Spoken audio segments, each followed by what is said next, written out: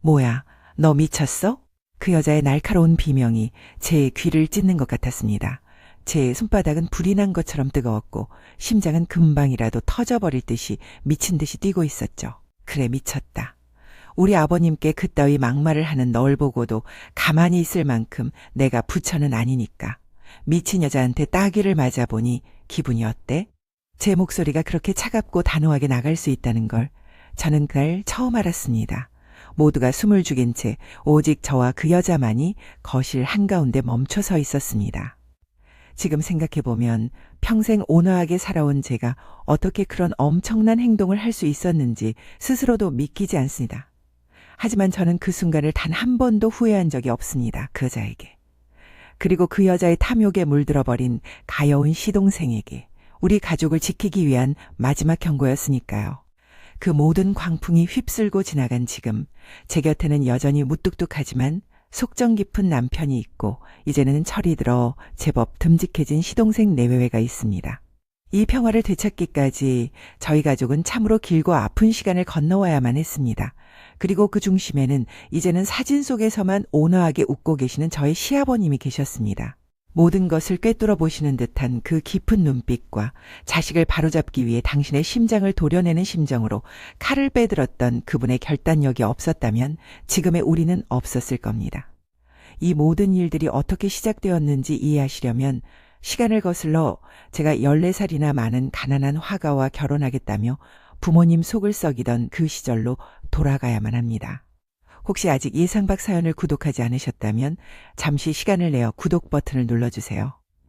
제 이야기가 끝까지 어떻게 흘러가는지 놓치지 않고 들으실 수 있을 겁니다. 제 남편은 그림을 그리는 화가입니다. 저보다는 14살이 더 많은, 세상 물정에는 조금 어두워도 자기 세상은 누구보다 단단한 사람이죠. 아니 얘야, 14살 차이는 너무하지 않니? 그 양반은 곧 쉰을 바라보는데 너는 이제 겨우 30이잖니? 세상에 남자가 없어서 하필이면. 결혼을 결심하고 처음 인사를 드리던 날 어머니는 제 손을 붙잡고 눈물까지 글썽이셨습니다. 험상궂다면 험상궂다고 할 수 있는 남편의 첫인상과 아무리 봐도 불안한 나이 차이 때문이었을 겁니다. 하지만 저희 부모님은 몇 번 더 그 사람을 만나보시고는 더 이상 아무런 반대도 하지 않으셨습니다. 투박한 손으로 제 앞에 깻잎을 집어주던 다정함, 아이들을 보며 자신도 모르게 짓던 따뜻한 미소 속에서 당신들의 딸을 누구보다 아껴줄 사람이라는 것을 알아보셨기 때문이겠죠. 남편의 그런 좋은 성품은 당연하게도 시부모님께 물려받은 것이라 생각합니다. 시댁이라는 말이 무색할 정도로 두 분은 제게 늘 친부모님 이상의 사랑을 주셨습니다. 덕분에 저는 흔하다는 고부 갈등 한번 겪어보지 않고 이 나이까지 살 수 있었죠. 특히 저는 시아버님을 마음 깊이 존경하고 따랐습니다. 아버님은 그야말로 인간 승리라는 말이 살아 움직이는 분이셨습니다. 핏덩이였던 아버님을 포대기에 싸업고 혹한의 겨울 압록강을 건넜다는 할머님의 손을 잡고 이 남쪽 땅에 혈혈단신으로 내려오셨으니까요. 가진 것 하나 없는 맨주먹으로 시작해 지금의 건실한 회사를 일구기까지 아버님이 겪으셨을 풍파는 제가 감히 상상조차 할 수 없는 것이었습니다. 그렇게 모진 세월을 이겨내고 성공을 이룬 분이셨지만 아버님은 단 한 번도 교만하거나 남을 업신여기는 법이 없으셨습니다. 오히려 언제나 겸손하고 힘없는 사람들의 손을 먼저 잡아주는 따뜻한 분이셨죠. 그런 아버님 밑에서 자랐으니 제 남편이 돈 버는 재주는 물려받지 못했을지언정 삶의 도리를 아는 사람으로 자란 것은 어쩌면 당연한 일이었습니다. 그렇기에 저는 더더욱 이해할 수가 없었습니다. 바로 제 시동생이라는 사람을 말입니다. 막내라서 곱게만 자란 탓일까요? 제 남편과 피를 나눈 형제라는 것이 믿기지 않을 정도로 시동생은 그야말로 사고뭉치 그 자체였습니다. 제가 처음 이 집에 시집 왔을 때만 해도 그나마 시동생이 사람 구실을 하고 있었던 것은 전적으로 그의 아내였던 제 동서 덕분이었습니다. 동서는 끝도 없이 터지는 시동생의 여자 문제, 돈 문제를 수습하느라 하루도 마음 편할 날이 없었습니다. 사고를 친 남편 대신 무릎을 꿇고 손이 발이 되도록 비는 동서의 모습을 보면서 저는 섬뜩한 기분마저 들었습니다. 혹시 내 남편에게도 저런 모습이 숨겨져 있는 것은 아닐까? 겉으로는 저렇게 다정해 보여도 남자는 다 똑같은 것은 아닐까? 물론 제 남편은 단 한 번도 그런 걱정을 현실로 만들지 않은 고마운 사람이었지만 그 정도로 시동생은 가족들에게 끊임없이 상처를 주는 사람이었습니다. 그리고 그 모든 문제의 절정은 시동생이 제 동서와의 이혼을 선언하면서 터지고야 말았습니다. 제가 결혼하고 6년 정도 지났을 무렵이었습니다. 여느 때처럼 온 가족이 모여 저녁 식사를 하던 자리였죠. 그날따라 유난히 말이 없던 시동생이 숟가락을 내려놓으며 무겁게 입을 열었습니다. 드릴 말씀이 있습니다. 순간 식탁의 모든 소음이 거짓말처럼 멎었습니다. 모두의 시선이 시동생에게로 향했죠. 저 이 사람하고 이혼하겠습니다. 그 옆에 앉아있던 동서의 얼굴이 하얗게 질리는 것이 보였습니다. 덜컹 시어머니의 손에서 숟가락이 떨어지는 소리가 유난히 크게 울렸습니다. 그리고 사랑하는 사람이 생겼습니다. 그 여자와 결혼하고 싶습니다. 정적이 흘렀습니다. 그 누구도 심지어는 숨소리조차 내지 못하는 그 무거운 침묵을 깬 것은 시아버님의 불호령이었습니다. 네 이놈, 지금 제정신으로 하는 소리냐? 내가 지금 누구 앞에서 무슨 망발을 짓거리고 있는 게야? 아버님의 목소리가 천둥처럼 거실을 울렸습니다. 평생 자식에게 손 한 번 대지 않으셨던 분이었지만 그 순간 아버님의 눈빛은 당장이라도 시동생의 멱살을 잡을 듯 이글거렸습니다. 아가, 이게 무슨 말이니? 응? 내가 잘못 들은 게지? 재수 씨가 너한테 얼마나 헌신했는데 제발 철없는 소리 좀 그만하려무나. 시어머니는 금방이라도 눈물을 쏟을 듯한 얼굴로 애원하셨습니다. 하지만 무언가에 단단히 홀린 사람처럼 시동생의 귀에는 아무것도 들리지 않는 듯했습니다. 아버지, 어머니, 죄송하지만 제 마음은 확고합니다. 더 이상은 이렇게 살 수 없습니다. 그 사람 없이는 안 됩니다. 그 사람? 그 요망한 것이 네 눈을 그렇게 멀게 만들더냐. 내 처자식은 눈에 뵈지도 않는 게야.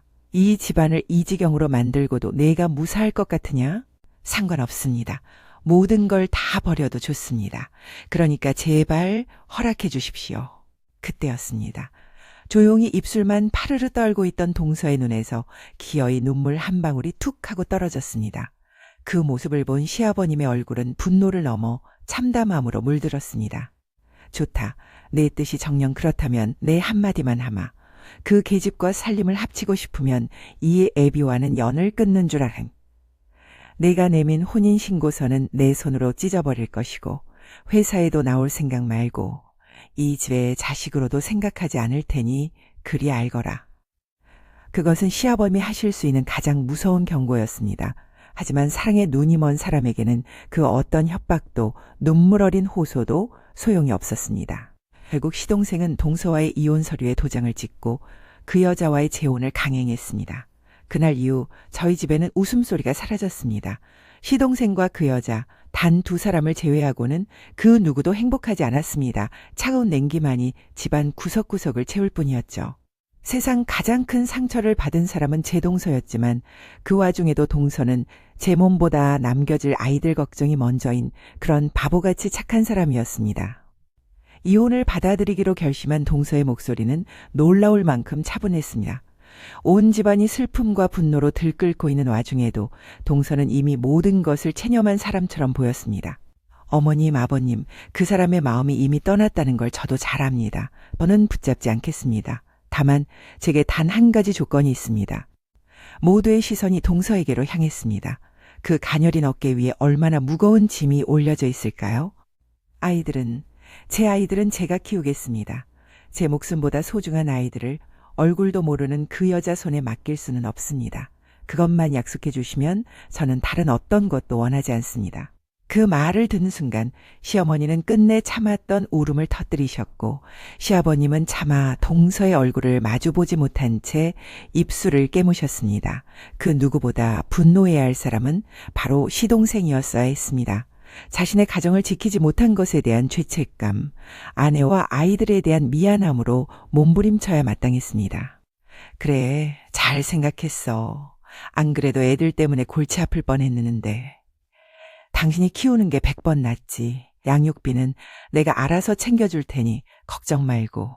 저는 그 순간 제 시동생이라는 사람에게 남아있던 마지막 정마저 산산조각 나는 것을 느꼈습니다. 여자의 유혹에 눈이 멀어 제 새끼들마저 귀찮은 짐처럼 내팽개치는 그 모습에 구역질이 날 것만 같았습니다. 그렇게 동서는 두 아이의 손을 잡고 그 집을 떠났습니다.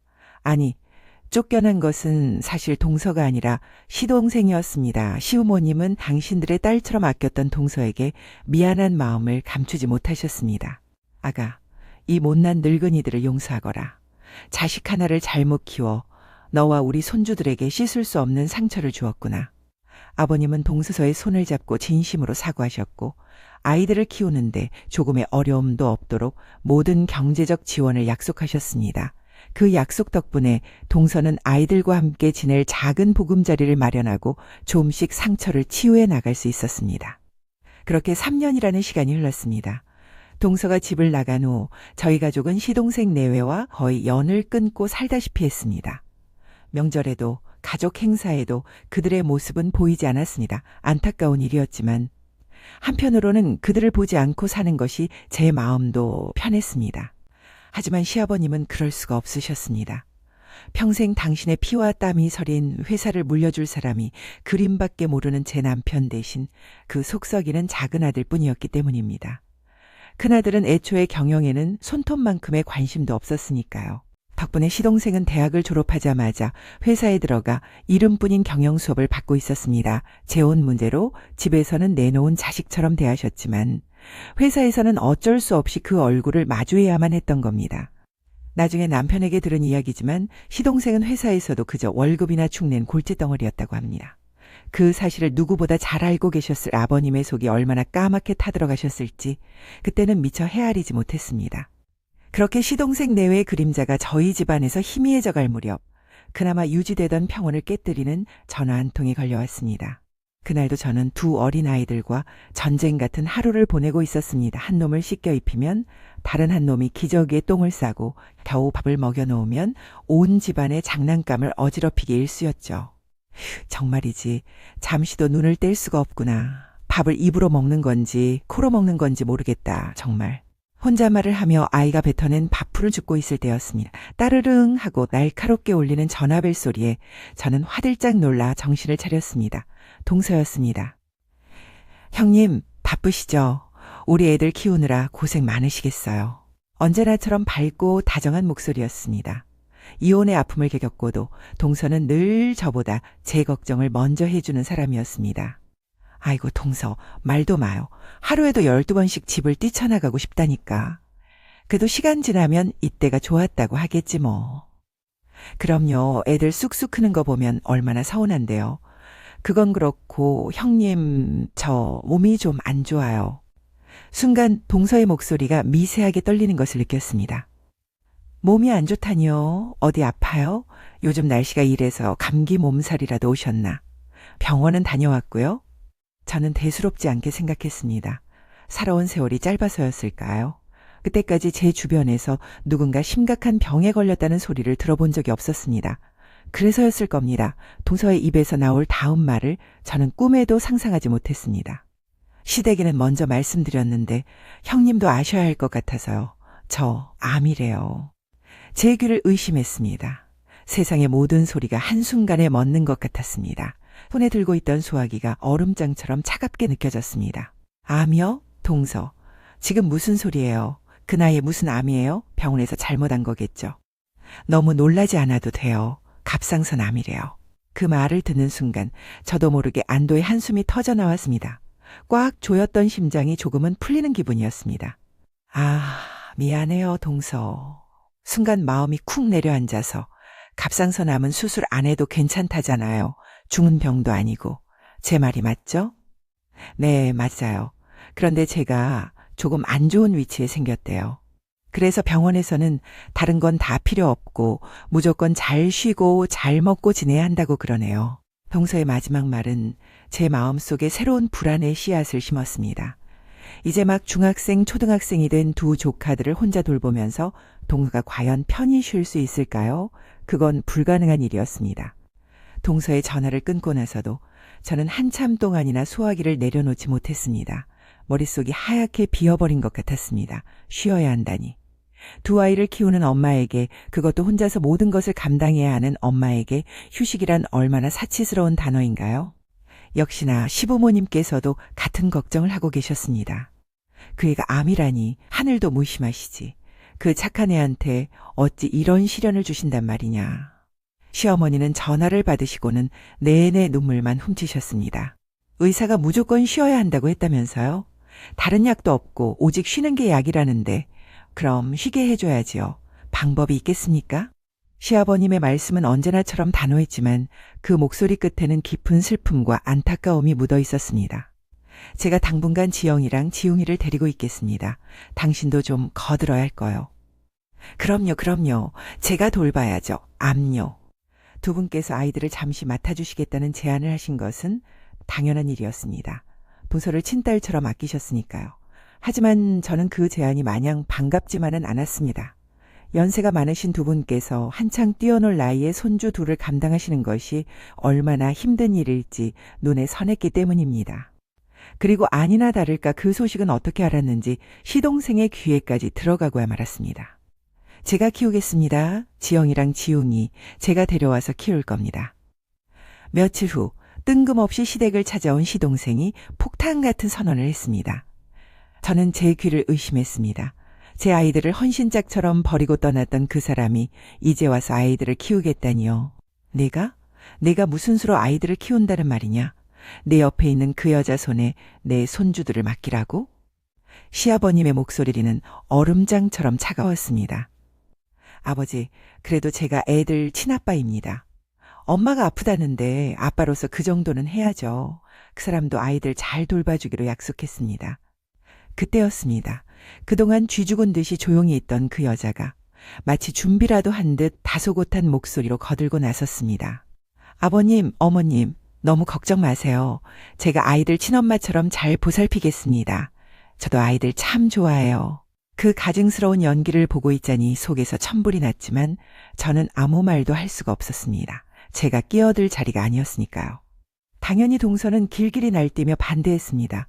하지만 친아빠가 키우겠다고 나서니 법적으로 막을 방법이 마땅치 않았습니다. 특히 동서의 몸 상태가 좋지 않다는 것이 가장 큰 걸림돌이었습니다.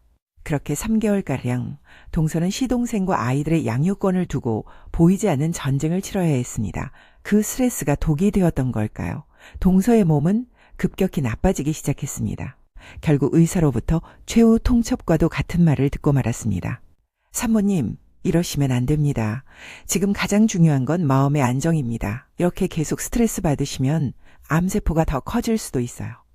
아이들을 위해서라도 잠시만 모든 걸 내려놓으세요. 결국 동서는 무너졌습니다. 그날 밤 저는 동서의 전화를 받았습니다. 소화기 너머로 들려오는 동서의 목소리는 너무나 작고 힘이 없었습니다. 형님, 저 아이들 잠시만 그 사람한테 보내야 할 것 같아요. 의사 선생님이. 이대로는 정말 큰일 난다고 하셔서 정말 잠시만요. 그 말을 끝으로 동서는 아이처럼 서럽게 울기 시작했습니다. 저는 아무런 위로도 건넬 수 없었습니다. 그저 2마리의 어린 양을 늑대의 소굴로 보내는 것만 같은 끔찍한 무력감에 사로잡혀 있을 뿐이었습니다. 나중에 알게 된 사실이지만 아이들을 데려오자는 아이디어를 낸 것은 바로 그 여자였다고 합니다. 시부모님께서 친자식인 시동생보다 손주들을 더 끔찍이 아끼는 것을 눈치챈 것이죠. 혹시라도 나중에 재산 상속 문제가 생겼을 때 아이들을 방패 삼아 조금이라도 더 많은 몫을 챙기려는 속셈이었던 겁니다. 사람이 어쩌면 그렇게까지 악랄하고 계산적일 수 있는지 저는 그때 처음 알았습니다.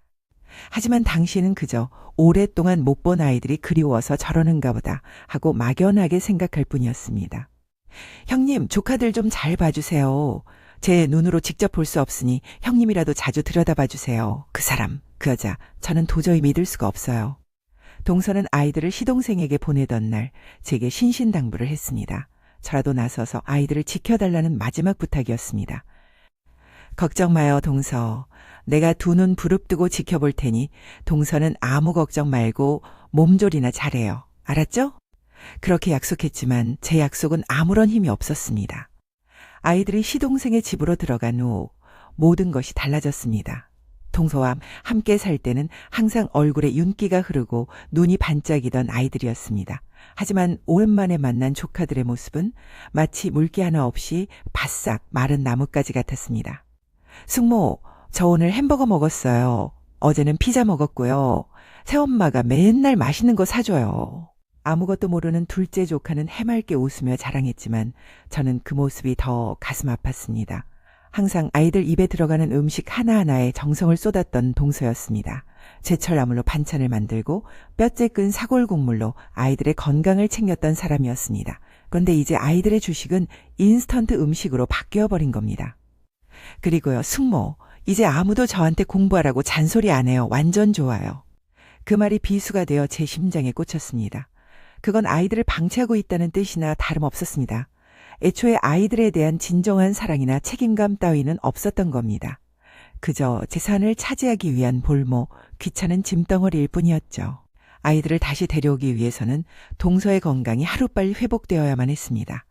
하지만 한번 무너진 몸은 생각처럼 쉽게 돌아오지 않았습니다. 원래부터 약한 체질이었던 동서는 암이라는 큰 병과 싸우면서 하루가 다르게 쇠약해져 갔습니다. 아가, 아무래도 안 되겠다. 이참에 미국에 있는 친정에 가서 좀 쉬다 오너라. 내 부모님 곁에서 몸과 마음을 편히 추스르는 게 좋겠다. 보다 못한 시어머니께서 조심스럽게 권유하셨습니다. 결국 동서는 그 제안을 받아들였습니다. 이대로 한국에 있다가는 아이들을 다시 데려올 건강한 몸을 만들 수 없을 거라는 절박함 때문이었습니다. 그렇게 동서는 홀로 미국으로 떠났습니다. 이제 아이들은 그 어떤 누구의 간섭도 없이 오롯이 시동생과 그 여자의 손에 맡겨지게 되었습니다. 아이들에게는 너무나 길고 외로운 시간의 시작이었습니다. 처음에는 엄마의 잔소리에서 벗어났다고 좋아하던 아이들이었습니다. 하지만 그 자유가 결코 행복이 아니라는 것을 깨닫는 데는 그리 오랜 시간이 걸리지 않았습니다. 엄마의 간섭과 잔소리가 실은 세상 무엇과도 바꿀 수 없는 깊은 사랑의 표현이었다는 것을 어린 마음에도 사무치게 느끼기 시작한 것이죠. 가끔 주말에 시댁에서 아이들을 만날 때면 제 마음은 갈기갈기 찢어지는 것 같았습니다.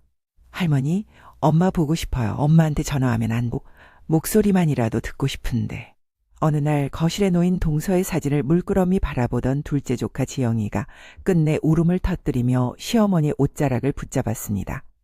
그 작은 어깨가 어찌나 가늘게 떨리던지 차마 똑바로 볼 수가 없었습니다. 안 돼, 전화하지 마. 그때였습니다. 옆에서 묵묵히 레고를 조립하던 첫째 조카 지용이가 버럭 소리를 질렀습니다. 그 목소리가 너무나 날카롭고 단호해서 저를 포함한 어른들 모두가 깜짝 놀랐습니다. 형이 전화하지 말랬지. 우리가 여기서 잘 지내야 엄마가 빨리 낫는다고 몇 번을 말해. 너 지난번에 전화해서 밤에 잠도 못 자게 하고 엉엉 울어서 엄마 속상하게 한 거 벌써 잊었어? 그래도 보고 싶은 걸 어떡해. 동생의 울음 섞인 대답에 지웅이의 눈시울도 금세 붉어졌습니다. 하지만 그 아이는 10살 남짓한 나이가 감당하기에는 너무나 큰 어른의 무게를 짊어지고 있었습니다. 그만 울어. 자꾸 울면 엄마 더 아프단 말이야. 우리가 저녁이라고 미국도 저녁인 거 아니라고 했잖아. 시차 때문에 엄마 주무실 시간이란 말이야. 그 작은 등에서 저는 아픈 엄마를 지켜내려는 하나의 처절한 사투를 보았습니다. 저는 그저 아이들을 말없이 끌어안아 주는 것밖에는 할 수 있는 일이 없었습니다. 갈수록 생기를 잃어가는 아이들의 얼굴. 어딘가 모르게 후줄근해진 옷차림을 볼 때마다 시동생과 그 여자를 향한 분노가 치밀어 올랐지만 제가 나설 수는 없었습니다. 제 아무리 사랑스러운 조카들이라 해도 저는 그저 숙모일 뿐이니까요. 제가 그럴 정도인데 피를 나눈 할아버지, 할머니의 심정은 오죽하셨을까요? 그 얼마 전에도 시아버님께서 시동생을 회사로 불러 크게 호통을 치셨다는 이야기를 들었습니다. 하지만 그뿐이었습니다. 시동생은 조금도 달라지지 않았습니다. 그리고 그 모든 것보다 저를 더 힘들게 했던 것은 아이들을 맡았다는 것을 빌미로 마치 자신이 이 집안의 진짜 둘째 며느리라도 된 것처럼 행동하기 시작한 그 여자였습니다. 이전에는 코빼기도 보이지 않던 집안의 대소사에 꼬박꼬박 얼굴을 내밀기 시작한 겁니다. 그 여자는 시댁에 올 때마다 마치 귀한 손님이라도 된 것처럼 행동했습니다. 저와 시어머니가 명절 음식을 준비하느라 부엌에서 허리 펼 새 없이 바쁜 와중에도 그 여자는 다 싸온 명품백을 소파 옆에 보란듯이 내려놓고는 다리를 꼬고 앉아 휴대폰만 만지작거리는 그런 사람이었습니다. 어머님, 형님, 두 분이 손이 빠르시니 일이 금방 끝나네요. 전 뭘 도와야 할지 몰라서 가만히 있었어요. 그 목소리는 꿀이라도 바른 듯이 달콤했지만 그 안에는 날카로운 가시가 숨어 있었습니다. 웃고 싶은 마음이 눈곱만큼도 없다는 것을 교묘하게 포장하는 말이라는 걸 모를 수가 없었죠. 저는 그 여자를 단 한 번도 동서라고 부른 적이 없습니다. 그 여자가 시동생과 사는 내내 저는 그저 투명인간처럼 대했습니다. 제게 동서는 미국에 있는 그 사람 하나뿐이었으니까요. 윗사람으로서 아랫사람을 품어야 한다는 도리 따위는 생각하고 싶지도 않았습니다. 그 여자를 제 아랫동서로 인정하는 순간 미국에서 홀로 병마와 싸우고 있을 진짜 동서를 배신하는 것만 같았기 때문입니다. 그래서 저는 그 여자의 가시돋친 말이나 행동이 거슬려도 각적 못 들은 척 못 본 척 외면했습니다. 똥이 무서워서 피하는 게 아니라 더러워서 피한다는 심정으로요. 하지만 그날은 도저히 그럴 수가 없었습니다. 아, 맞다. 저기 음식들 좀 식탁으로 옮겨주세요. 그리고 수저는 아버님, 어머님 것은 따로 있으니 헷갈리지 않게 잘 놔주시고요. 마치 하녀에게 명령이라도 하듯 소파에 앉은 채로 저를 향해 턱짓을 하며 말했습니다. 순간 제 속에서 무언가 뜨거운 것이 왈칵 치밀어 올랐습니다. 내가 그걸 어떻게 알아? 자기가 이 집 둘째 며느리 노릇을 하고 싶으면 자기가 먼저 나서서 챙겨야 할 일이지. 왜 당연하다는 듯이 나에게 시키는 거야? 목구멍까지 차오른 말을 간신히 삼켰습니다. 지금 여기서 내가 화를 내면 시부모님 앞에서 분란을 일으키는 사람은 결국 제가 되고 말 테니까요. 제가 아무런 대답 없이 그 여자를 쳐다보고만 있자 그 여자의 눈썹이 꿈틀거렸습니다. 아니, 뭘 그렇게 빤히 쳐다보고만 있어요? 자기가 뭐라고 지금 내 말을 무시하는 거예요? 마지막 말은 혼잣말인 것처럼 중얼거렸지만 그건 분명히 저 들으라고 하는 소리였습니다. 아, 진짜. 자기가 뭐라고 나한테 이래라 저래라요. 언제나 아무 소리 없던 제가 발끈하고 나서니 처음엔 좀 놀란 눈치였습니다. 그러다 바로 본색을 드러내더군요. 지금 뭐라고 그랬어요? 자기라니요. 그리고 이래라 저래라가 아니고 서로 할 일은 하자는 거예요. 제 목소리가 저도 모르게 날카롭게 터져나왔습니다. 더 이상은 참을 수가 없었습니다. 제대로 한바탕 붙어볼 심산이었습니다. 이제 저도 결혼한 지 제법 시간이 흘러 마냥 어리고 순하기만 했던 예전의 제가 아니었으니까요. 그런데 하필이면 그 광경을 시부모님께서 보고야 마셨습니다. 안방에서 나오시던 시부모님의 발걸음이 그 자리에 멈췄습니다. 거실의 공기가 순식간에 꽁꽁 얼어붙는 것 같았습니다. 너희들 지금 이게 무슨 짓이냐? 아버님 앞에서 잘들 하는 짓이다. 생전 큰소리 한번 내지 않으시던 시어머니의 목소리는 얼음 송곳처럼 날아와 제 심장에 박혔습니다. 한껏 끓어오르던 분노가 순식간에 차갑게 식어내렸습니다. 그러나 그 여자는 달랐습니다. 오히려 기다렸다는 듯이 순식간에 얼굴을 바꾸고는 눈에 눈물을 그렁그렁 매달았습니다. 어머님은 항상 형님이 얌전하다고만 하셨잖아요. 근데 이게 얌전한 사람이 할 행동인가요? 저는 정말 억울해서 기가 막혔습니다. 생활 연기를 하는 것이 저런 것이었을까요? 단 한 번도 제게 형님이라고 부른 적 없던 그 여자가 시어머니 앞에서는 저렇게나 자연스럽게 형님 소리를 하고 있었습니다. 제가 집안일을 잘 몰라서 뭐부터 해야 할지 몰라서 여쭤본 것뿐인데 그걸 가지고 제가 하기 싫어 시킨다는 식으로 몰아세우시는데 저 정말 서러워서 못 살겠어요. 금세라도 바닥에 주저앉아 통곡할 것 같은 그 모습에 저는 말문이 막혔습니다. 진짜 울고 싶은 사람은 바로 저인데 말입니다. 아닙니다. 저건 거짓말입니다. 그렇게 소리쳐야 하는데 어찌된 일인지 입이 떨어지지 않았습니다. 시집 온 후 처음으로 보는 시어머니의 노여운 얼굴 앞에서 저는 그대로 얼어붙어 버리고 말았습니다. 됐다. 그만해라. 2번 다시는 집안에서 큰 소리 나지 않게 하거라. 시어머니의 꾸짖음보다 저를 더 절망시킨 것은 시아버님의 반응이었습니다. 언제나처럼 현명하게 상황을 판단하고 제 편이 되어주실 거라는 신락 같은 기대가 산산조각 났습니다. 아버님은 가탑타 아무런 말씀도 없이 그저 말없이 몸을 돌려 안방으로 다시 들어가 버리셨습니다. 그 여자의 거짓 연기보다 시어머니의 화보다 저를 더 깊은 절망에 빠뜨린 것은 바로 시아버님의 그 침묵이었습니다. 언제나 사리분별이 명확하셨던 아버님마저 저를 외면했다는 생각에 온몸에 힘이 빠져나가는 것 같았습니다. 그날 밤 집으로 돌아오는 차 안은 숨막히는 침묵으로 가득했습니다. 제 머릿속에서는 방금 전의 일들이 폭풍처럼 휘몰아치고 있었지만 남편은 그저 묵묵히 운전만 할 뿐이었습니다. 그 침묵이 저를 더욱 비참하게 만들었습니다. 집에 도착해 현관문이 닫히자마자 저는 참았던 숨을 한꺼번에 터뜨렸습니다. 당신도 봤죠? 그 여자가 어떻게 했는지 봤잖아요. 어머니 앞에서만 교묘하게 형님 하면서 나를 나쁜 사람으로 만드는 거. 그런데 아버님은 그걸 보고도 그냥 돌아서 버리셨어요. 나 정말 너무 억울해서 미칠 것 같아요. 제 목소리는 억울함에 가늘게 떨리고 있었습니다. 남편은 말없이 저를 끌어안고 등을 토닥여 주었습니다. 우리 애기 많이 억울했구나. 아이고, 그럴만도 하지. 그 말이 제 남은 이성의 끈을 끊어버렸습니다. 또 애기, 당신이 맨날 그렇게 애기 얘기하니까 다른 사람들도 날 우습게 보는 거잖아요. 오죽하면 상현이랑 상진이도 나한테 불리하다 싶으면 애기 화낸다고 놀린다고요.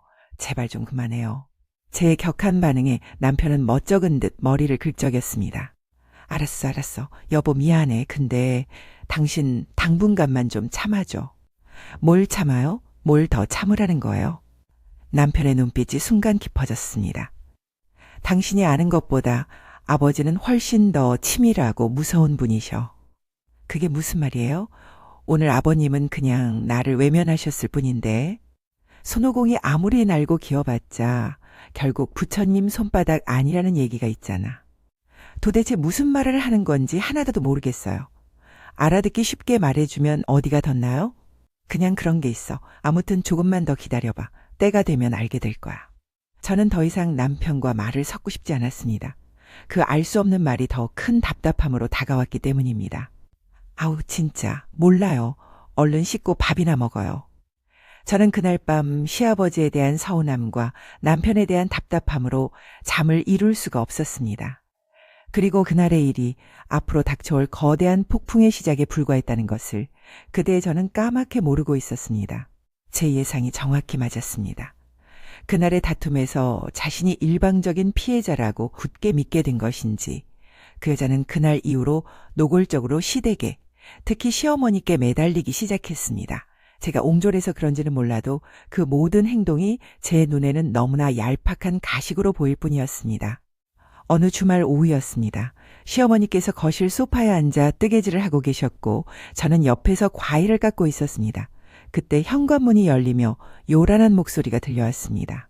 어머님 저 왔어요. 그 여자였습니다. 손에는 누가 봐도 값비싸 보이는 쇼핑백이 들려 있었습니다. 어머님, 제가 어머님 생각해서 선물 하나 준비했어요. 마음에 드실지 모르겠네. 그러면서 쇼핑백에서 꺼낸 것은 눈이 부실 정도로 반짝이는 명품 가방이었습니다. 저는 과일을 깎던 손을 순간 멈췄습니다. 얘는 돈이 어디 있다고 이런 걸 다 사왔니? 됐다. 괜찮다. 시어머니께서는 손사래를 치셨지만 그 여자는 막무가내로 어머님 손에 가방을 쥐어주었습니다. 에이 아니에요 어머님.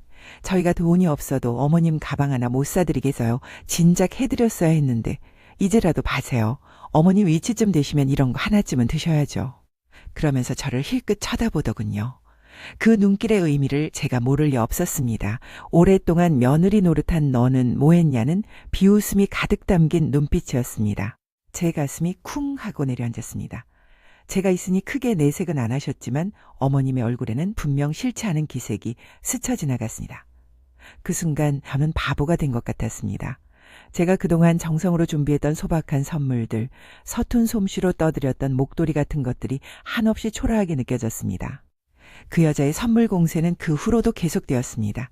값비싼 옷, 화려한 보석, 구하기 힘들다는 영양제까지 그런 일이 반복될수록 그 여자의 목소리는 점점 커져만 갔고 저는 점점 더 작아져만 갔습니다. 저는 어리석게도 시부모님의 마음이 그 값비싼 선물들에 넘어가고 있다고 생각했습니다. 평생을 검소하게 살아오신 두 분의 마음을 제가 너무 얕잡아 본 것이었죠. 하지만 그때의 저는 그저 눈앞에 보이는 현상에 절망하고 있을 뿐이었습니다. 그날 밤 저는 잠든 남편의 등을 보며 뜬 눈으로 밤을 새웠습니다. 가슴속에 차오른 서러움과 분노가 뜨거운 불덩이처럼 저를 집어삼키고 있었습니다. 결국 저는 잠든 남편을 흔들어 깨우고 말았습니다. 여보 일어나 봐요. 나랑 얘기 좀 해요. 왜 그래 이 시간에. 무슨 일이야. 당신이 돈만 잘 벌었어도 내가 시댁에서 이런 서름을 겪지는 않을 거 아니에요. 제 입에서 나온 것은 저 자신도 놀랄 만큼 날카롭고 원망 섞인 말이었습니다. 남편은 잠이 덜 깬 눈을 비비며 몸을 일으켰습니다. 또 그 사람 얘기구나. 그럼 누구 얘기겠어요? 그 여자 요새 툭하면 어머니한테 비싼 선물을 사다 바치면서 얼마나 기세등등한 줄 알며 나는 그냥 있어도 없는 사람 꿔다 놓은 보릿자루 신세가 됐다고요. 당신이 돈이라도 잘 벌었으면 나도 그런 선물 얼마든지 해드릴 수 있었을 텐데. 제 목소리는 끝내 울음으로 젖어들었습니다. 남편은 말없이 한숨을 내쉬더니 제게 물었습니다. 궁금해서 그러는데 어머니가 정말 그 선물들을 좋아하셔? 그 여자가 사다 준 가방. 어머니가 들고 외출하시는 거 본 적 있어? 아니요. 그 옷은 입으시고? 그것도 못 본 것 같아요. 그러니까 이상하잖아. 당신 말대로라면 세상 어떤 여자도 명품을 싫어하지 않는다며. 근데 왜 어머니는 그걸 사용하지 않으실까? 그야 아까워서 그러시겠죠. 워낙 검소하신 분이니까. 아닐걸? 상식적으로 생각해봐. 내 동생 녀석 회사에서 월급을 얼마나 받을 것 같아? 정확히는 몰라도 1,000만 원 가까이 하는 명품백을 턱턱 사다 바칠 정도는 절대 아니지. 안 그래? 그렇겠죠. 사람이 자기 분수를 잊고 살면 반드시 뒤탈이 생기는 법이야. 내 동생도 그리고 그 사람도 마찬가지지. 자기 분수에 넘치는 삶을 살려고 발버둥치면 언젠가는 큰 탈이 나게 되어 있어. 남편의 목소리는 이상할 정도로 차분했습니다. 저는 그 차분함이 더 답답하고 화가 났습니다. 도대체 무슨 말을 하는 건지 하나도 모르겠어요. 알아듣게 좀 설명해주면 어디가 덧나요? 남편은 그저 제 머리를 쓰다듬으며 피식 웃을 뿐이었습니다. 손오공이 아무리 날고 기어봤자 부처님 손바닥 아니라는 말을 기억해. 아우 진짜 애가 무슨 어린애인 줄 알아요? 몰라요. 그냥 잠이나 잘래요. 저는 등을 돌리고 누워버렸습니다. 남편은 항상 그랬습니다. 내가 무언가에 내물으면 꼭 저런 알 수 없는 선문답 같은 대답으로 저를 더 답답하게 만들었습니다. 그날 밤 저는 남편의 그 알 수 없는 태도에 더 큰 외로움을 느껴야만 했습니다. 그렇게 답답하고 외로운 시간들이 속절없이 흘러갔습니다. 어느덧 동서가 미국으로 떠난 지 1년이 훌쩍 넘어가고 있었습니다. 그 사이 그 여자는 시댁의 안주인이라도 된 것처럼 더욱 기세등등해졌고 저는 그림자처럼 조용히 제 자리를 지킬 뿐이었습니다. 그날도 저는 텅 빈 집안을 서성이며 끝모를 무력감에 빠져 있었습니다. 바로 그때 제게 유일한 구명줄과도 같았던 전화벨이 울렸습니다. 동서였습니다. 형님, 저예요. 잘 지내셨어요? 수화기기 너머로 들려오는 동서의 목소리는 예전의 그늘진 기색은 온데간데 없이 햇살처럼 밝고 힘이 넘쳤습니다. 동서, 세상에 괜찮은 거예요? 목소리가 아주 밝네. 그럼요, 저 이제 다 나았어요. 너무 건강해져서 탈이라니까요. 요즘은 아침마다 5km씩 조깅도 하는걸요. 아마 저 보시면 깜짝 놀라실 거예요. 너무 새까맣게 타서. 제 눈시울이 뜨거워졌습니다. 그동안 제 마음을 짓누르고 있던 거대한 바위 하나가 스르르 녹아내리는 기분이었습니다. 다행이다. 정말 다행이야, 동서. 어서 와요. 나 요즘 너무 속상하고 힘든데 어디다 하소연할 데도 없어서. 제 목소리가 울음에 젖어들자 동서가 나지막이 말했습니다. 형님, 미안해요. 저 때문에 고생 많으셨죠. 동서가 왜 미안해요? 동서는 아무 잘못도 없는데. 글쎄요. 아무튼 제가 조만간 한국에 들어가면 형님 가슴속에 맺힌 응어리 제가 시원하게 풀어드릴 수 있을지도 몰라요. 그 알쏭달쏭한 말을 끝으로 전화는 끊겼습니다. 수화기를 내려놓는 제 손이 가늘게 떨리고 있었습니다. 반가움과 동시에 알 수 없는 예감이 온몸을 휘감았습니다. 그것은 기나긴 어둠의 끝을 알리는 서막이자 그 여자의 거짓된 평화가 산산조각 날 것임을 예고하는 폭풍전야의 고요함과도 같은 전화였습니다. 며칠 후 동서가 탄 비행기가 한국 땅에 도착했습니다. 공항 게이트를 빠져나오는 동서의 모습은 제 상상 이상으로 건강하고 활기찼습니다. 까무잡잡하게 그을린 피부와 탄탄해진 몸, 그리고 무엇보다 그늘 한 점 없이 맑아진 눈빛이 지난 1년간의 고통을 짐작할 수 없게 만들었습니다. 아버님, 어머님, 저 왔어요. 그동안 걱정 끼쳐드려 죄송합니다. 동서는 시부모님 앞에 깊이 고개를 숙였습니다. 시어머니는 동서의 손을 잡고 눈물부터 글썽이셨습니다. 그래 아가, 몸은 이제 정말 괜찮아진 게냐? 네, 어머님. 병원에서도 이제 크게 걱정하지 않아도 된대요. 다 두 분께서 마음 써주신 덕분입니다. 그때 침묵을 지키고 계시던 시아버님께서 무겁게 입을 여셨습니다. 그래, 의사도 괜찮다니 이제 그래야지. 지난번에 내가 전화로 한 말은 잘 생각해 보았느냐? 너한테는 참으로 미안하고 면목 없는 말인 줄은 안다만 이 운난 애비는 자식 생각부터 하게 되는구나. 저는 무슨 영문인지 알 수 없었습니다. 아버님과 동서 사이에 제가 모르는 어떤 약속이 있었던 걸까요? 아니에요, 아버님. 저한테 두 분은 부모님이세요. 저도 두 분의 자식이고요. 맞죠? 동서의 말에 시아버님은 차마 고개를 들지 못하셨습니다. 그 사람은 저희 아이들의 아빠이기도 하고요. 그러니 언제까지 저렇게 내버려 둘 수는 없죠. 내가 아무리 잘해도 아빠의 빈자리까지 채워줄 수는 없을 테니까요. 저는 괜찮습니다. 다만 두 분은 괜찮으시겠어요? 그 일로 그 사람이 겪어야 할 고통이 만만치 않을 텐데요. 그보다 더한 벌이라도 달게 받아야지. 세상을 살아가려면 적어도 바른 길을 걸어야 한다는 것을 이 애비가 제대로 가르치지 못한 죄다. 이번이 마지막 기회라고 생각한다. 이번에도 바로잡지 못하면 이제 더는 기회가 없을 게다. 아버님의 목소리는 비장하기까지 했습니다. 그동안 큰애가 많이 속상했을 게다. 미안하다, 아가. 시아버님의 시선이 저를 향했습니다. 네, 아버님, 그게 무슨... 그래, 미안하다. 큰놈이랑은 얘기를 다 했는데 너한테까지는 차마 말을 할 수가 없었다. 너도 우리 자식이지만 그래도 모르는 편이 나을 것 같아서 이 애비가 다시 한번 사과하마. 도무지 영문을 알 수 없는 대화가 오고 갔습니다. 세 사람이 나누는 이야기가 무엇인지 저는 전혀 감을 잡을 수가 없었습니다. 그때 시아버지가 동서에게 무언의 눈짓을 보내셨습니다. 형님, 저랑 잠깐 나가요. 오랜만에 한국 왔더니 먹고 싶은 게 너무 많네. 떡볶이, 순대, 튀김, 어서요. 그렇게 저는 동서의 손에 이끌려 밖으로 나왔습니다. 그리고 근처 카페에 마주 앉아서야 그동안 제가 모르고 있었던 거대하고 치밀한 계획의 전말을 듣게 되었습니다. 그 이야기는 제가 상상했던 것 이상으로 충격적이었습니다. 커피잔을 든 제 손이 파르르 떨리고 있었습니다. 동서의 입에서 나온 이야기는 제가 지난 1년간 겪었던 모든 서름과 분노를 한순간에 설명해주는 너무나도 잔인하고 서글픈 진실이었습니다. 정말이에요, 동서? 그럼 그동안 그 여자가 사다 바쳤던 그 비싼 선물들이 전부... 제 목소리가 제대로 나오지 않았습니다. 동서는 그런 제 손 위로 자신의 손을 따뜻하게 포겠습니다. 네, 형님, 전부 회사 돈이었어요. 아버님 모르게 제부가 빼돌린 돈으로 산 것들이었죠. 저는 아무 말도 할 수가 없었습니다. 머리를 한 대 세 개 얻어맞은 듯 멍했습니다. 그 여자의 기세등등했던 얼굴, 저를 비웃던 눈빛, 그리고 그 값비싼 선물들 앞에서 한없이 작아졌던 제 자신이 주마등처럼 스쳐 지나갔습니다. 아버님께서 그걸 전부 알고 계셨다는 말이에요? 그 여자가 명품백을 들고 와서 어머님께 드릴 때도, 제부가 외제차를 뽑았다고 자랑할 때도 전부 다요? 네.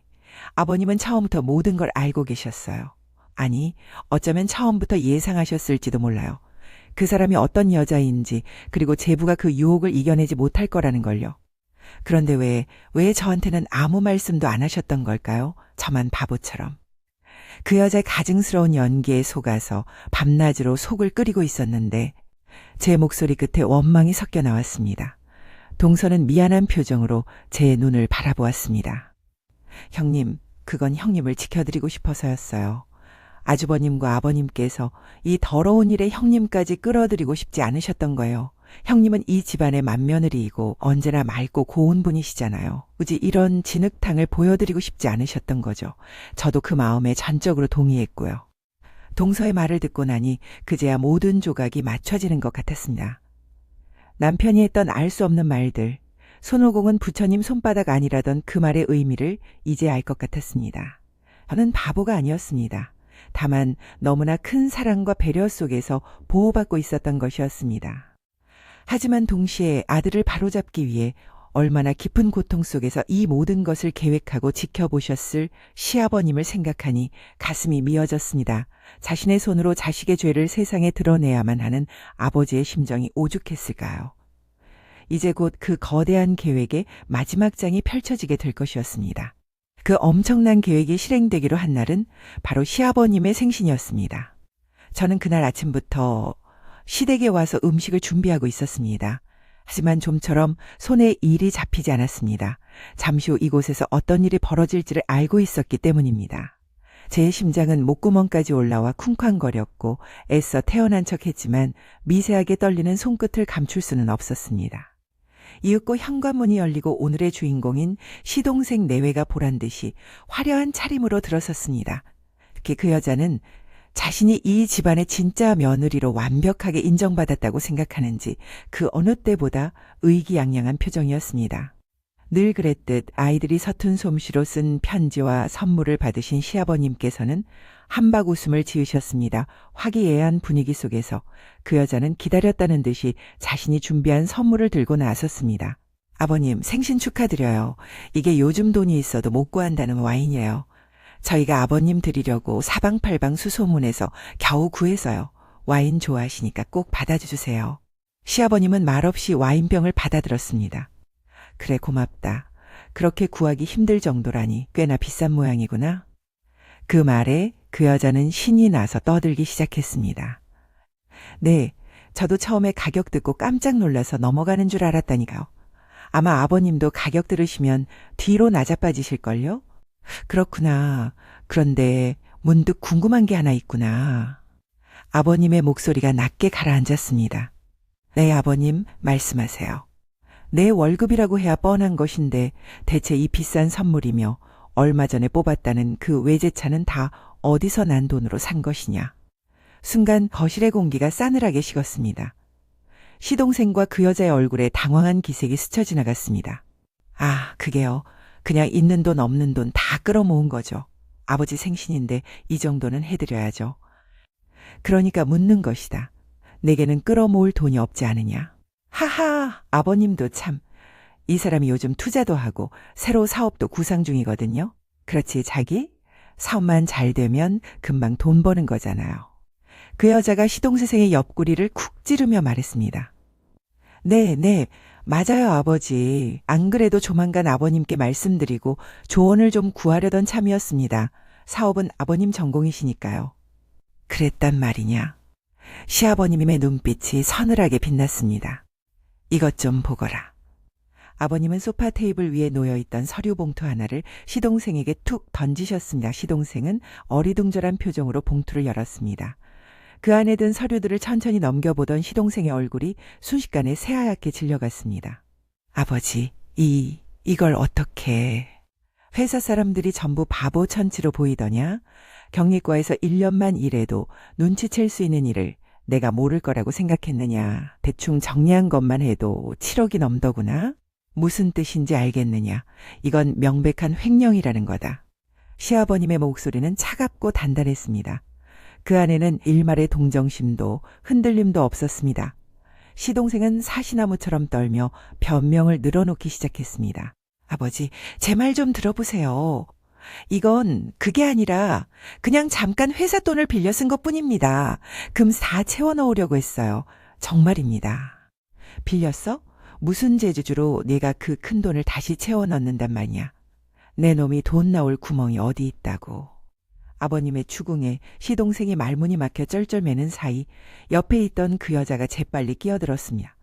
마치 미리 준비라도 해놓은 대사처럼 그 여자의 목소리는 놀랍도록 침착했습니다. 아버님, 너무 걱정 마세요. 이 사람이 요즘 투자도 하고 새로 구상 중인 사업도 있거든요. 그렇지, 자기? 그 사업만 잘 되면 이 돈 갚는 건 일도 아니잖아. 시동생은 마치 구명줄이라도 잡은 듯 필사적으로 고개를 끄덕였습니다. 네, 맞아요, 아버지. 안 그래도 조만간 아버님께 정식으로 말씀드리고 조언도 구하려고 했습니다. 아무래도 사업은 아버님께서 전문가시니까요. 그랬단 말이냐. 아버님은 잠시 그 둘을 꿰뚫어 볼 듯이 바라보시더니 옆에 있던 또 다른 서류 봉투를 집어 드셨습니다. 네가 구상한다는 그 대단한 사업이라는 게 설마 이거냐?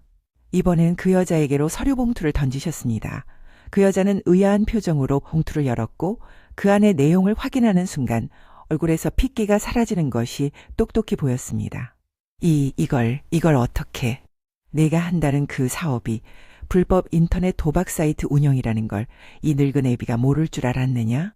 아버님의 목소리는 이제 분노마저 느껴지지 않을 정도로 차갑게 가라앉아 있었습니다. 우리 회사 자금을 몰래 빼돌려서 그 더러운 노름판에 쏟아붓고 있었는데 대표인 내가 가만히 보고만 있을 줄 알았더냐? 궁지에 몰린 그 여자는 갑자기 악에 바친 듯 소리를 질렀습니다. 아버님, 아무리 그래도 그렇지 어떻게 저희 뒤를 밟으세요? 이런 거 조사하시는 거 명백한 불법이에요. 이건 제 사생활 침해라고요. 불법이라. 시아버님의 입가에 희미한 미소가 떠올랐습니다. 그 미소는 그 어떤 분노보다도 더 무섭고 섬뜩했습니다. 그래, 내 말도 일리가 있구나. 그럴 수도 있겠지. 그럼 이렇게 하자꾸나. 나는 내가 저지른 불법에 대해 마땅한 처벌을 받으마. 그리고 너희들은 너희들이 저지른 불법에 대해 처벌을 받고, 그러면 아주 공평하지 않겠느냐. 그것은 완벽한 외통수였습니다. 시동생은 그 자리에 풀썩 주저앉을 것처럼 휘청거렸습니다. 아버지, 저 그럼 감옥 가요. 아들이 감옥 가는 꼴을 정말 보실 거예요? 어쩌겠느냐. 시아버님의 목소리는 메마른 땅처럼 갈라져 있었습니다. 아들을 바라보는 그 눈빛에는 분노도 실망도 아닌 깊이를 알 수 없는 슬픔만이 가득했습니다. 내가 아무리 이 회사의 사장이라고 한들 회사 자금을 횡령한 죄를 내 마음대로 덮을 수는 없는 일이다. 회사는 법적인 인격체란 말이다. 그 인격체가 자신의 돈을 훔친 도둑을 벌하겠다는데 이 애비가 무슨 수로 막을 수 있겠느냐. 그것은 사형 선고나 다름없었습니다. 바로 그때 구석에서 입술을 깨물고 있던 그 여자가 갑자기 비웃음을 터뜨렸습니다. 말이 안 되긴요. 세상에 어떤 부모가 제 손으로 자식의 죄를 세상에 드러낸단 말입니까? 그렇게 따지면 아버님 어머님도 공범이세요. 그동안 제가 사다 드린 선물들 그게 전부 어디서 나온 돈인지 이제 아셨잖아요. 그 돈이 횡령한 돈이라는 걸 아시고도 받으셨으니 두 분도 처벌을 피하지는 못하실걸요? 순간 저는 숨을 멈췄습니다. 그 여자의 악랄함이 어디까지인지 그 끝을 알 수가 없었습니다. 하지만 시아버님의 표정은 놀랍도록 평온했습니다. 그런 생각까지 할 줄은 몰랐구나. 그래, 네 말에도 일리가 있지. 아버님은 마치 어린아이의 치를 타이르듯 나지막한 목소리로 말을 이었습니다. 그래서 내가 준 모든 선물은 안방 장롱 속에 내가 처음 가져왔던 그 포장 그대로 손도 대지 않은 채 고스란히 보관되어 있단다. 내가 원한다면 언제든 그대로 돌려주마. 물론 그것으로도 내가 벌을 받아야 한다면 달게 받을 각오가 되어 있다. 두 사람의 얼굴이 그야말로 잿빛이 되었습니다. 아버님의 그 빈틈없는 대처에 더 이상 빠져나갈 구멍이란 없어 보였습니다. 결국 시동생은 그 자리에 무릎을 꿇고 말았습니다. 아버지, 잘못했습니다. 제가 정말 죽을 죄를 지었습니다. 제발 한 번만 용서해 주십시오. 사람은 자기가 저지른 선택에 대한 대가를 치러야 하는 법. 이 애비가 그걸 진작 가르치지 못한 것이 미안할 뿐이다. 아시잖아요, 아버지. 그 돈 이미 다 써버렸습니다. 아버님 말씀대로 제가 무슨 돈이 있어서 그 큰 돈을 갚겠습니까? 시동생이 울부짖음에 시아버님은 마지막 남은 비수를 꺼내 드셨습니다. 네가 돈이 없다면서 어찌 그리 분수에 맞지 않게 살아왔느냐. 다 내 잘못이다. 네가 처음 잘못된 길로 들어섰을 때 매를 들어서라도 막았어야 했는데. 시아버님의 목소리가 희미하게 떨리고 있었습니다. 아버지, 제발요. 일단 아버님 돈으로 막아주세요. 그럼 제가 평생을 일해서라도 꼭 갚겠습니다. 네? 원래는 그러는 것이 맞겠지만 이 애비에게는 이제 돈이 없구나. 네? 그게 무슨 말이 안 되잖아요, 아버지. 정말이다. 이 애비의 재산은 이미 대부분 증여를 마쳤거든. 시동생과 그 여자의 눈이 동시에 커졌습니다. 증여요? 누구한테요? 자식인 저한테는 한 푼도 안 주셨잖아요. 그럼 설마 형한테요? 모두의 시선이 제 남편에게로 향했습니다. 남편은 어깨를 으쓱하며 말했습니다. 나한테 왜 그래? 난 받은 거 없어. 처음부터 아버지 재산 받을 생각도 없었고. 그 여자의 목소리가 날카롭게 거실을 갈랐습니다. 아주버님도 아니고 이 사람도 아니면 대체 누구한테 줬다는 거예요? 시아버님은 이제 모든 것을 내려놓은 듯한 표정으로 나지막이 말씀하셨습니다. 내게는 손주가 넷이다. 그 아이들에게 골고루 나누어 주었지. 원래는 자식들에게 주는 것이 맞겠지만 큰 놈은 받지 않겠다 하고 작은 놈은 회사 돈이나 훔치는 놈이니 차마 줄 수가 없더구나. 그러고 보니 남은 건 내 사랑하는 손주들밖에 없었다. 그것은 그 여자의 마지막 희망마저 꺾어버리는 잔인한 진실이었습니다. 더 이상 이 집안에서 빼먹을 단물이 남아있지 않다는 것을 깨달은 순간 그 여자의 눈빛은 순식간에 도끼로 가득 찼습니다. 아이고, 대단하시네. 재산이 없다는 말이잖아요, 지금. 그럼 더 눈치 볼 것도 없겠네. 그 여자는 시동생의 팔을 잡아 끌며 소리쳤습니다. 당신 뭐해요? 당신 자식들한테 돈이 있다잖아. 당신 애들은 아직 미성년자니까. 그 돈을 관리할 권한은 친아빠인 당신한테 있는 거고 적어도 10억 이상은 될 텐데 뭐가 걱정이야? 저는 그 순간 온몸의 피가 차갑게 식는 것을 느꼈습니다. 저 같은 평범한 사람은 상상도 못할 법적인 지식을 저 여자는 너무나도 당연하게 꿰고 있었습니다. 그 여자 말대로라면 동서의 아이들에게 간 재산은 고스란히 시혜자의 손아귀에 들어가게 될 판이었습니다. 하지만 시아버님은 그런 상황까지도 이미 다 내다보고 계셨습니다. 그래, 참으로 명확하구나. 그것이 내 본심이었더냐. 시아버님의 목소리는 차갑게 식어 있었습니다. 이 사람에게 온갖 선물을 갖다 바친 것도 결국은 우리 집 재산이 탐나서 그랬다는 말이렸다. 이제 모든 것을 포기한 듯 그 여자는 비웃음을 흘리며 대답했습니다. 뭐 이왕 이렇게까지 된 거 숨길 것도 없죠. 안 그런 건 아니에요. 두 분이 시골의 가난한 노인네였다면 제가 이렇게까지 했을 이유가 없죠. 그게 사람 마음 아닌가요? 그래, 참으로 솔직해서 좋구나. 내가 솔직하게 나왔으니 나도 솔직하게 말해주어야겠지. 시아버님은 마치 마지막 패를 꺼내 보이듯 천천히 입을 여셨습니다. 내 말대로 지영이와 지웅이에게 준 재산은 아직 아이들이 미성년자이므로 제 마음대로 쓸 수 없는 것이 맞다. 당연히 아이들의 부모가 그 재산을 관리할 권리가 있는 것도 맞고. 그러니까요. 이렇게까지 철저하게 준비하신 분이 그건 미처 생각 못하셨나 보네요. 이래서 사람은 늙으면 서글프다니까. 정작 중요한 건 까먹으시니 말이에요. 그 여자의 얼굴에 승자의 미소가 떠올랐습니다. 하지만 그 미소는 그리 오래가지 못했습니다. 그렇구나. 그런데 꼭 친아빠만 그 재산을 관리하라는 법이 있는 것은 아니지 않겠느냐? 네? 그 여자, 동서는 지금 미국에 있다면서요. 곧 죽을지도 모르는 병자가 뭘 어떻게 하겠어요?